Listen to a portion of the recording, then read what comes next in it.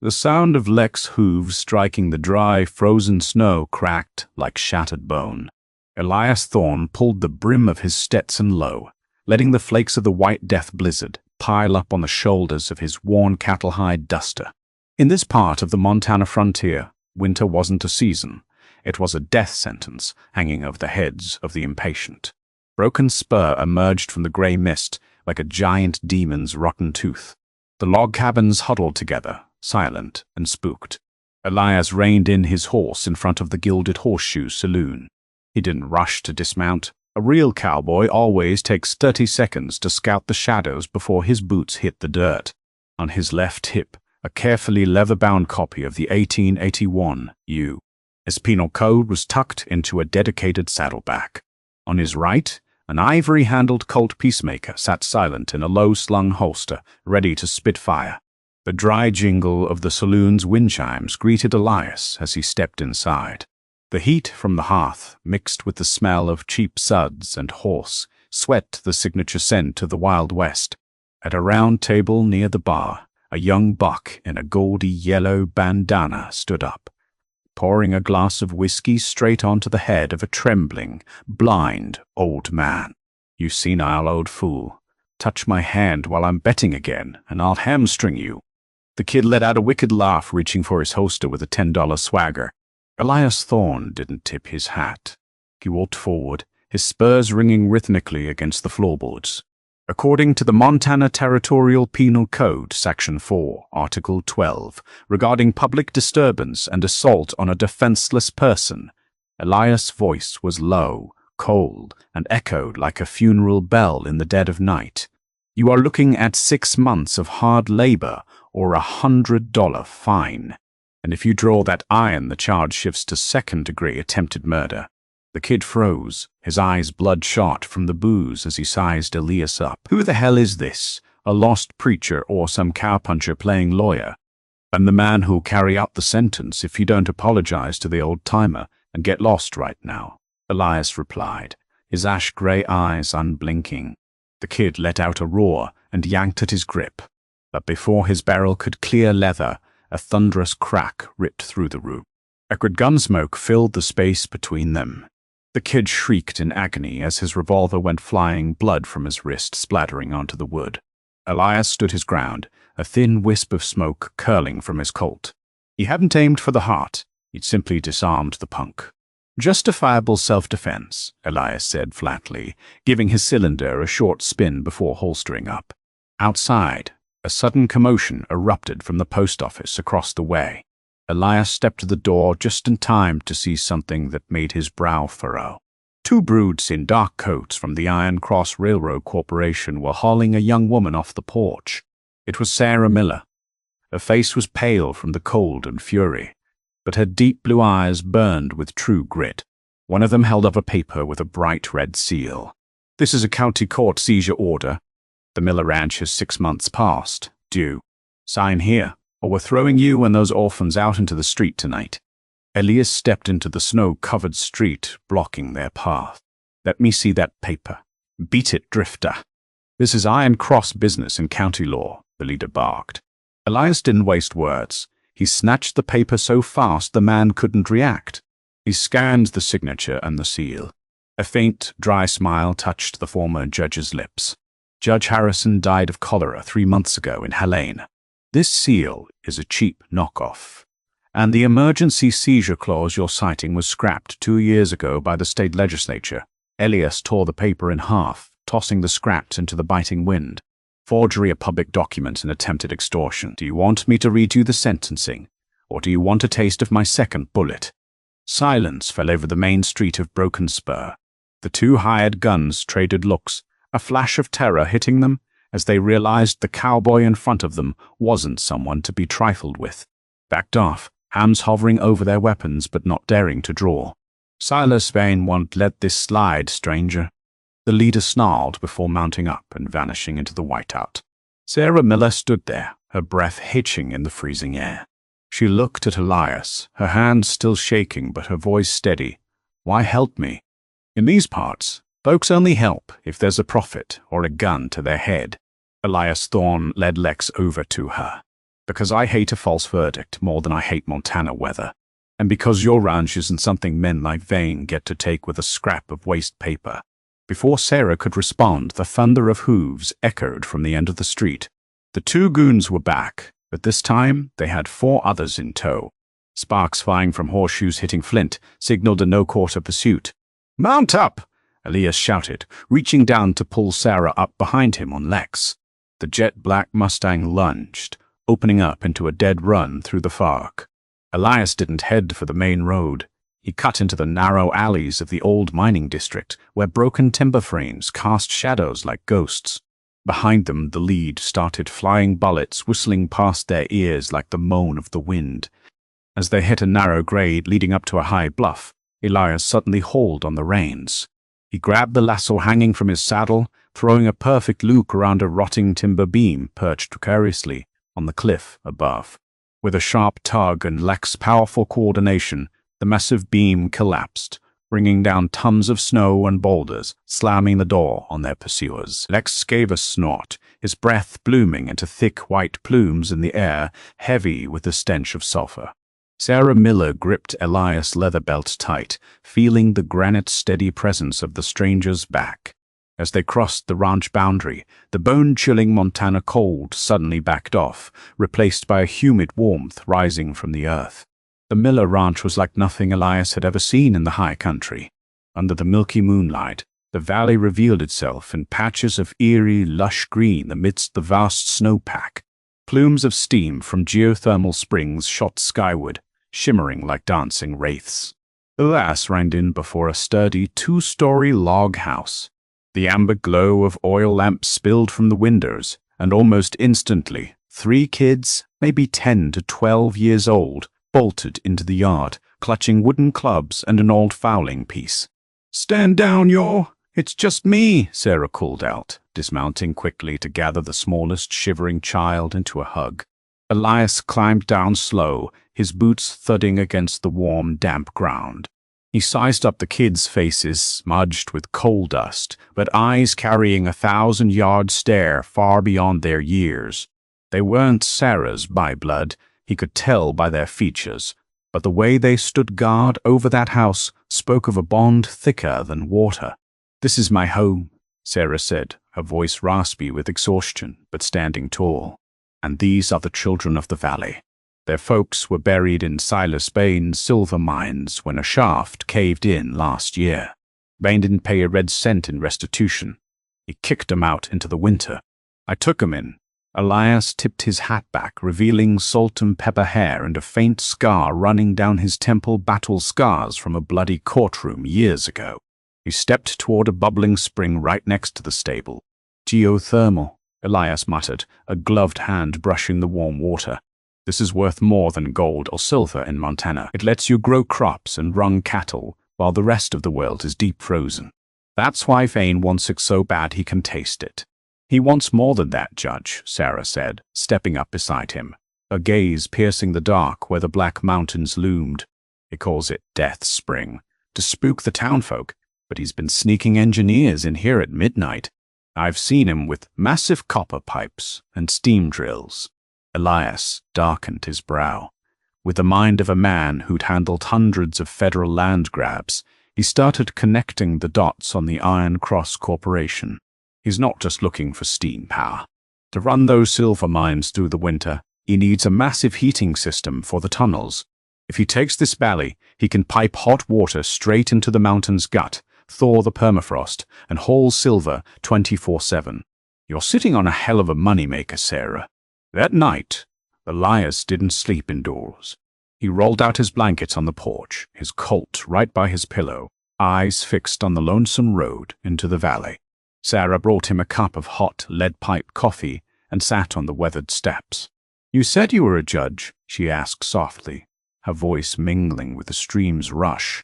"How does a man of the law end up a drifter with a fast hand?" Elias stared into the crackling fire. "The law is a beautiful cathedral, Sarah, but sometimes the devils hide right under the altar. 5 years ago, I sentenced a butcher to hang for murdering a farm family, but he had a brother who was a senator. The night before the hanging, a pardon came through. The next morning I came home to find my wife and daughter. They weren't breathing anymore. He paused, his breath heavy. I realized that sometimes, to protect the cathedral, you have to step outside and be the gatekeeper with a gun. I hunted that man across 3 states. I didn't dry gulch him. I read him the verdict I'd written. Then I let the law of the .45 caliber deliver justice. Nout, mouts. Sarah stayed quiet, resting a thin but strong hand on his arm. A silent understanding passed between 2 souls put through the ringer by those in power. The next morning, Elias scouted the ranch lines on foot, checking every rock shelf and spring. At a narrow gorge on the west side, he found fresh dirt piles hidden under brush. "Sarah, over here!" Elias barked. When she caught up, she found Elias kneeling by a deep, dark shaft, lined with professional timber shoring. From deep inside came the stench of sulfur, and something else, the smell of rot. Elias lit a lantern and lowered himself in. Sarah followed, heart in her throat. After 10 minutes of squeezing through damp rock, the light hit something that made Sarah scream bloody murder. It was a skeleton, still draped in tattered cowboy duds, but the horror was in the hands pinned to the sulphurous walls by massive steel spikes. Above the skull, someone had used blood now, crusty, black to scrawl a single word, "Islands." "Thomas." Sarah collapsed, her hands trembling as she touched the wedding band still on the bleached finger bone. "My husband. They told me he fell off a bluff. They never let me see the body." Elias stood, his face turning to cold-rolled steel. He inspected the spikes. "This is the calling card of the Snow Ghosts gang. They didn't just kill him, they executed him because he found this tunnel. Look, Sarah." He pointed deeper. The Iron Cross steam drills had breached the rock from the other side of the mountain, ready to tap the valley's main vein. Silas Vane had been poaching long before he tried that fake seizure order. "He murdered your husband to cover his tracks, then tried to bleed you dry so he could snatch the rest of the ranch," Elias said, his voice dropping to a dangerous rumble. "This isn't a land dispute anymore. This is first-degree murder and federal racketeering." Elias picked up a piece of oilcloth near the body. It was the original survey map Thomas Miller had died protecting. It clearly stated the mineral rights belonged to the Miller estate in perpetuity. "Here's our hole card," Elias said, handing her the map and helping her up. "They think you're just a helpless widow who don't know the law. They don't know Thomas left you a will written in blood." As they climbed out of the cave, the weak Montana sun was blotted out by a massive shadow on the horizon. A column of riders was entering the valley. Leading them was a man in a fine black velvet suit, sitting his horse like a predator on the prow. Beside him was a gunslinger with a face full of scars and a heavy iron chain wrapped around his neck instead of silk.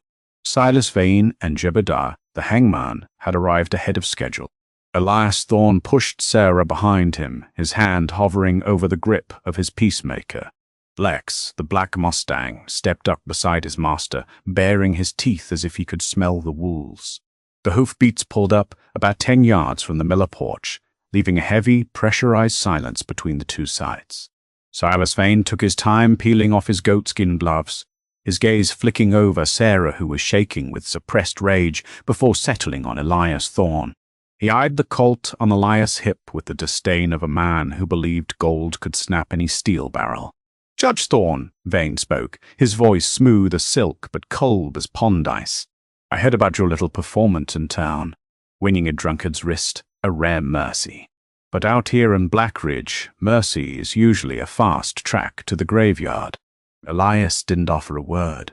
He stood his ground, feet shoulder-width apart, weight centered the stance of a lawman who had survived 100 high-noon showdowns. Jebediah, the hangman, nudged his horse half a step forward. The iron chain wrapped around his neck clinked dryly, a sound that was the last thing many of this county's debtors ever heard before being strung up from an oak limb. "I'm here to make one final offer," Vane continued, pulling out an ivory pipe. $10,000 in cold hard cash.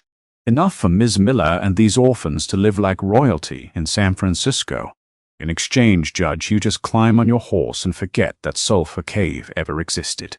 $10,000 for first-degree murder and federal claim jumping. Elias smirked, the smile never reaching his ash-gray eyes. "You're low-balling me, Vane. Under federal law, your crimes are worth a hemp rope and a pine box." Vane's face hardened. He gave a slight nod to Jebediah. The killer, with the iron chain, bared his yellowed teeth in a grin. With a sudden snap of his wrist, the chain lashed out like a sidewinder, coiling tight around a porch pillar and yanking hard. The wood groaned and splintered, showering Sarah with dust. "Tomorrow is the deadline," Vane said, his voice stripped of its polite veneer. "If that contract isn't signed by sundown, I'm leveling this valley. The springs will run red with blood before they ever thaw the ice in my mines.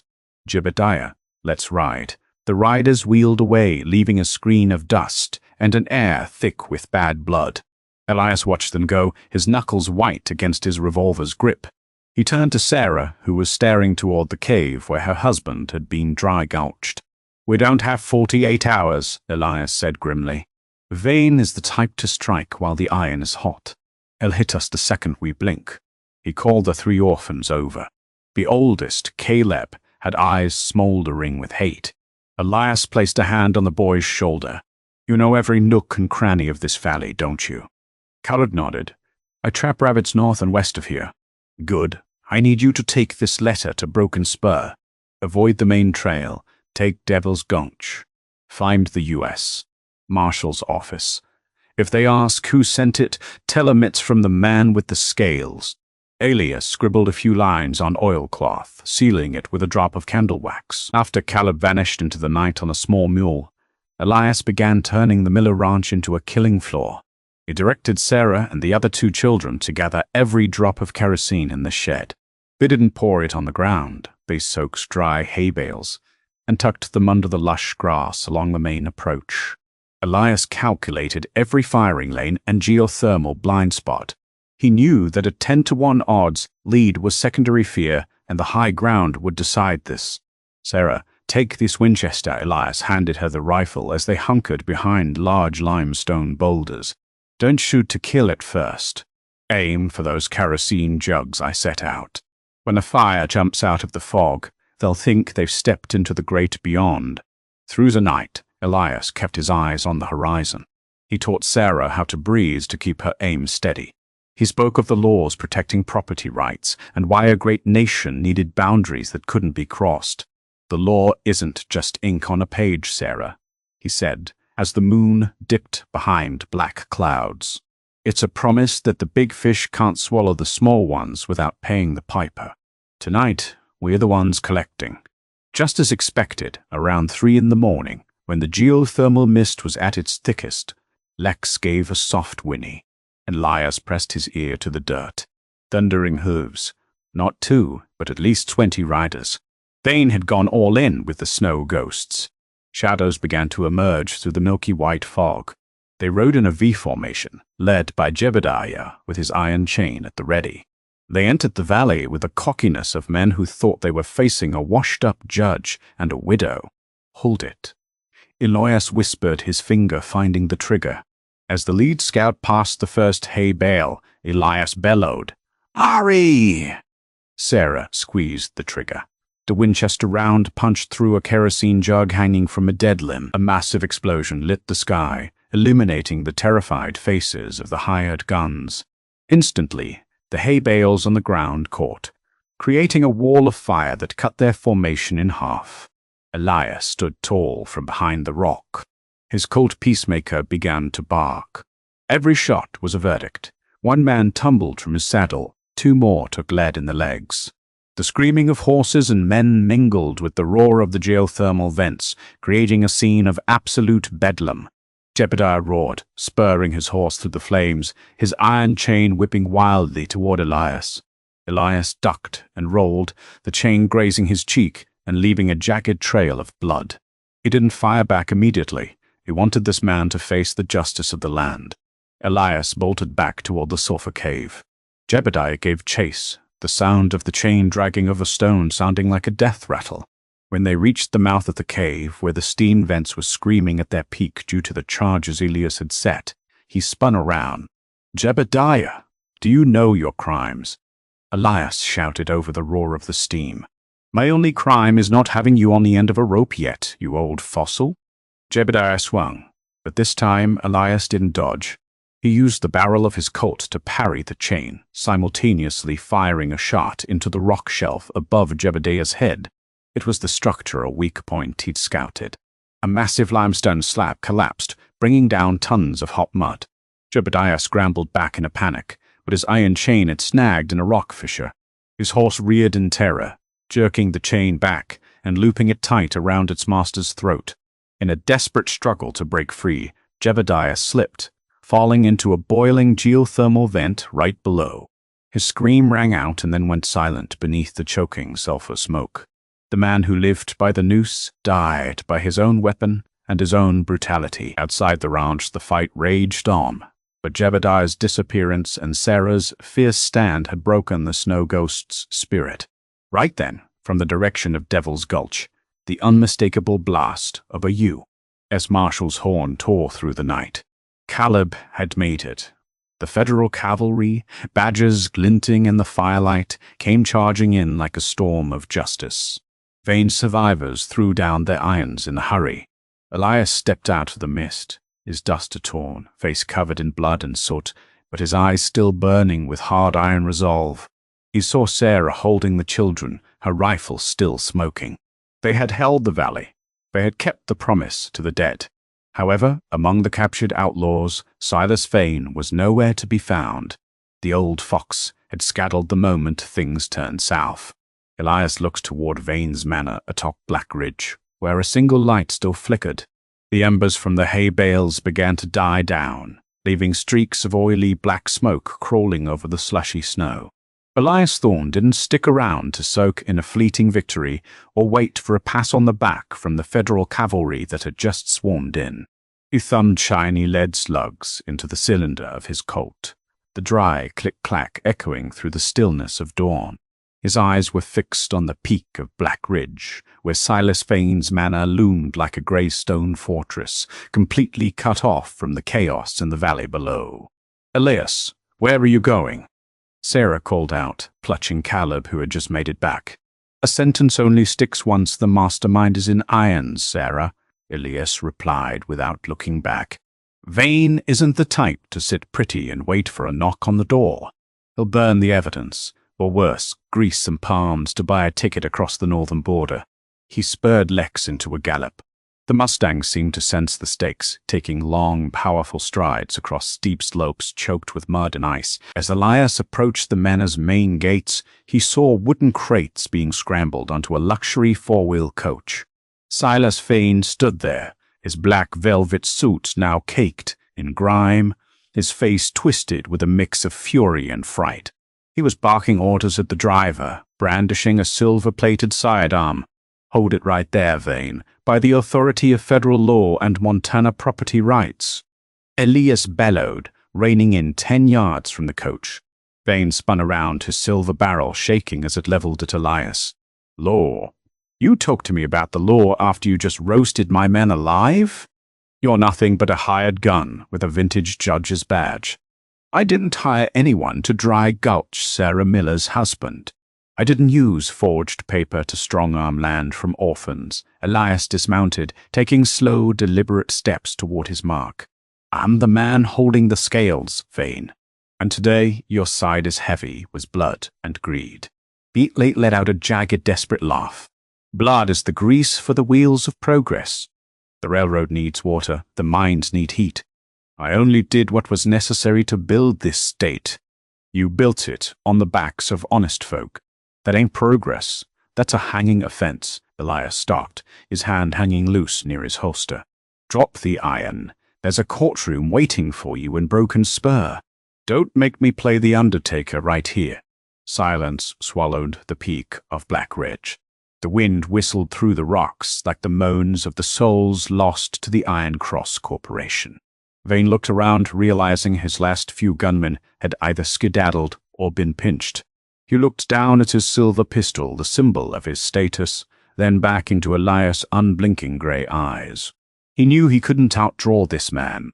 In a final act of bottom-barrel cowardice, Vane suddenly swung his gun toward the coach, which was packed with the gunpowder he'd intended to use to blow the tunnels if cornered. "If I can't have the valley, no one can."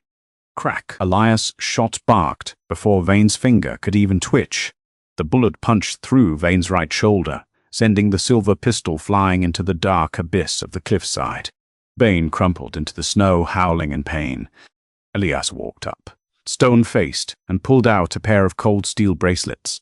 "Silas Vane, you're under arrest for murder, fraud, and attempted sabotage of federal property." Elias read the charges with the ironclad authority of a judge on the bench. "You have the right to remain silent, but everything you say from here on out is going to be used against you in a court of law." 3 days later, Broken Spur saw something it never seen in its wild history. A circuit court was set up right in the lobby of the town's biggest hotel. Elias Thorne didn't sit in the judge's chair. He stood as a witness, wearing his buckskins cleaned up, but still carrying the scars of the scrap. The man on the bench was a federal judge rushed in from Helena. Sarah Miller took the stand, clutching the original survey of Warm Breath Valley and Thomas Miller's will. As she spoke of her husband's death and her fight for the orphans, the room went so quiet you could hear the snow tapping against the glass. The rule of law wasn't some high-flown concept anymore. It was alive in every word and every scrap of proof Elias had painstakingly rounded up. Silas Vane, sitting in a makeshift iron cage, kept his head low, all the high and mighty swagger of a railroad tycoon gone.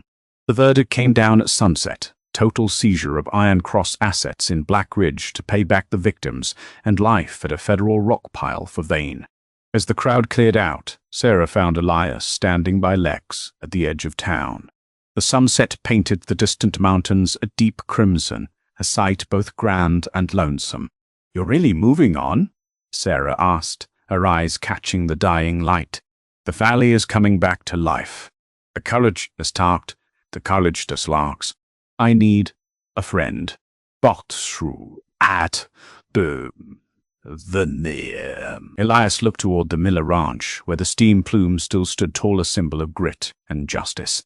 He touched the nick on his cheek. "I've spent too much time hunting devils, Sarah. Sometimes I forget how to live with the angels," Elias said, his voice carrying the weight of the high plains. "But seeing you and those kids safe, seeing the law finally stick the landing here, it's given me back a piece of my soul I thought was gone for good." He pulled the leather-bound penal code from his saddlebag and handed it to her. "Keep this.